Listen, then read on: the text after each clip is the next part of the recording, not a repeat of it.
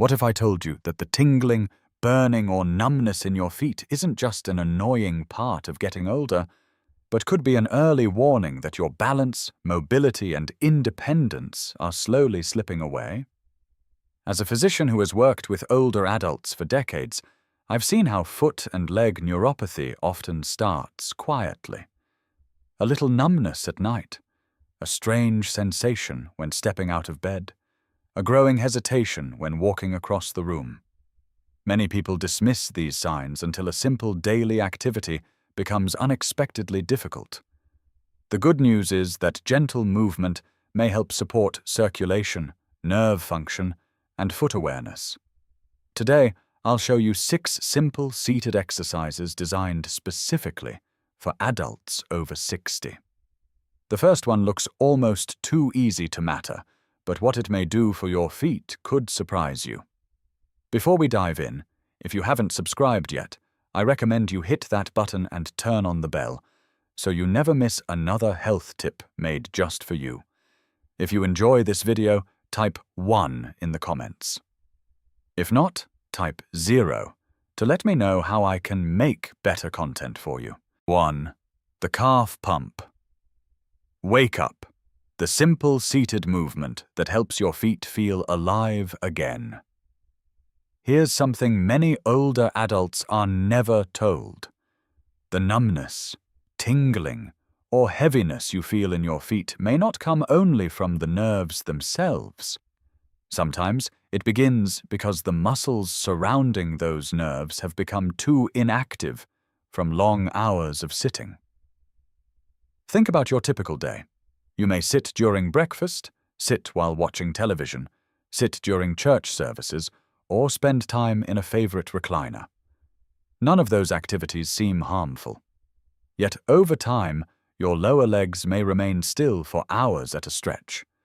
When that happens, one of your body's most important circulation systems begins to slow down. Your calf muscles act like a second heart for your lower body. Every time they contract, they help move blood and fluid back upward through the legs. But when those muscles stay inactive, circulation becomes less efficient, stiffness increases, and your feet may begin to feel disconnected. That is why this first exercise is so valuable. Sit comfortably in a sturdy chair with both feet flat on the floor. Keep your knees bent at a comfortable angle and allow your shoulders to relax. Place your hands on your thighs or on the sides of the chair if you prefer extra support. Now keep both heels firmly on the floor and slowly lift your toes toward your knees. Raise them only as high as feels comfortable. Hold for 1 second. Next, lower your toes back down. Then press the balls of your feet gently into the floor and lift both heels. As you do, notice the calf muscles tightening in the back of your legs. Hold for 1 second before lowering your heels. That's 1 repetition. Continue moving slowly between toes up and heels up for 30 to 45 seconds. If both feet feel difficult to control, work 1 foot at a time. If numbness makes it hard to sense the movement, look directly at your feet while exercising. Visual feedback can help strengthen the brain's connection with the area. Remember, the goal is not to cure neuropathy. The goal is to wake up circulation, activate dormant muscles, reduce stiffness, and remind your feet that they still have an important role to play in keeping you mobile and independent. 2. The ankle compass circle, helping your feet find direction again. Many seniors focus on numbness, burning, or tingling in the feet. But there is another factor that often goes unnoticed: ankle stiffness. A stiff ankle can quietly affect the way you walk, balance, and move through your daily routine. When the ankle loses mobility, your steps often become shorter. Your foot no longer rolls smoothly from heel to toe. You may begin gripping the floor with your toes without realizing it, and standing up from a chair can feel less secure. If you already live with symptoms of neuropathy, these changes can make your feet feel even less trustworthy. That is why I often recommend a simple movement called the ankle compass circle. Sit near the front edge of a sturdy chair while keeping one foot firmly planted on the floor for support.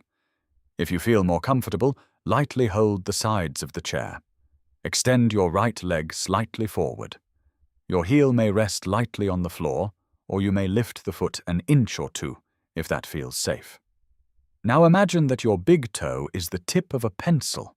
Slowly begin drawing a circle in the air using your foot. The movement should come from the ankle, not from the entire leg. Keep your knee and thigh as still as possible. Move slowly clockwise, as if tracing the numbers on a clock. Up to 12, over to 3, down to 6, across to 9, and back to 12. Complete 8 to 10 smooth circles. Then reverse direction and perform another 8 to 10 circles counterclockwise. Once finished, repeat the exercise with the opposite foot. Do not rush through this movement. Slow circles improve awareness, control, and mobility far more effectively than quick, careless motions. If a full circle feels difficult, make the circle smaller. If you hear mild clicking without pain, that is often simply the joint moving through its range of motion. For those with significant stiffness, another option is to draw letters of the alphabet in the air using the foot. Even simple letters such as A, B, and C can help improve ankle control. This exercise may seem small, but it provides valuable stimulation to the ankle joint, foot muscles, and sensory nerves. Over time, it can help your feet feel more responsive and your movements more confident. 3. The toe spark drill, reconnecting your feet to the floor. One of the earliest warning signs many older adults overlook is a gradual loss of movement in the toes. At first, it may seem insignificant. Your toes feel stiff when you put on your shoes. They don't move as easily as they once did. Perhaps your feet feel as though they're wrapped in thick socks even when they are bare. Over time, however, those small changes can affect something much bigger, your balance and confidence while walking. The tiny muscles inside your feet play an important role in helping you feel the ground beneath you. They constantly send information to your brain about pressure, position, and movement. When those muscles become weak or inactive, the connection between your feet and your nervous system may become less efficient. That's why this next exercise focuses on the smallest muscles that many people forget about until they begin losing sensation. Sit comfortably in a sturdy chair with both feet flat on the floor. Keep your knees relaxed and your feet about hip-width apart. If it is safe for you, perform this exercise barefoot or while wearing thin socks. However, individuals with diabetes, fragile skin, or foot wounds should follow their healthcare provider's recommendations regarding foot protection. Begin by simply trying to wiggle all of your toes. Don't worry if they barely move. The important part is sending the signal from your brain to your feet. Continue wiggling for about 10 seconds. Next, place your feet flat on the floor and try spreading your toes apart. Imagine making your foot wider against the ground. Hold that position for 2 seconds before relaxing. Then gently curl your toes downward, as though you are trying to grasp a soft towel beneath your foot. Avoid squeezing too hard. A gentle contraction is enough. Hold for 1 second and release. Now repeat the sequence. Wiggle, spread, curl, relax. Continue for 30 to 45 seconds.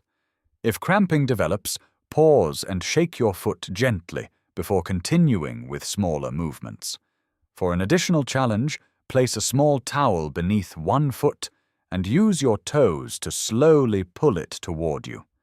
Perform 5 controlled repetitions on each side. Remember, this is not a strength competition. It is a communication exercise between your muscles, nerves, and brain. The goal is to help your feet become more aware, more responsive, and better prepared to support safe, confident movement throughout the day. Protect your feet before they begin to limit your life. As we grow older, the body rarely changes all at once. More often, it changes quietly. A little less sensation in the toes, a little more stiffness in the ankles, a little hesitation when standing up in the middle of the night. Each change may seem small by itself, but over time, these small losses can begin to affect something much larger: your confidence, your mobility, and your independence. That is the deeper lesson behind today's exercises. These movements are not a miracle cure for neuropathy, and they cannot reverse every cause of nerve damage. But they represent something equally important: the decision to stay engaged with your health before problems become crises. After age 60, the body becomes less forgiving. Circulation may slow, muscles can weaken, joints may stiffen. Balance often becomes more fragile. And when these changes accumulate year after year, the risk of falls, injuries, and loss of independence increases significantly. The encouraging news is that the future is not determined by age alone. Many of the people who remain active, confident, and independent into their 70s, 80s, and beyond are not necessarily the strongest or the luckiest. They are often the ones who paid attention early. They learned to understand their symptoms, make thoughtful adjustments, and consistently support their bodies through simple daily habits. Think about where you want to be 1 year from now, 3 years from now, 5 years from now. Will your feet help carry you through the life you want to live, or will neglected warning signs gradually limit your freedom? The answer may not depend on one major decision. It may depend on the small choices you make every day. Move a little. Pay attention. Protect what still works. Because preserving your independence tomorrow often begins with caring for your feet today. If you enjoyed this video, please leave a comment with 1. If not, feel free to comment with 0. Your feedback means a lot to us. Don't forget to like, share, and subscribe to our YouTube channel for more content like this. Thank you for watching, and here's to living life on your own terms.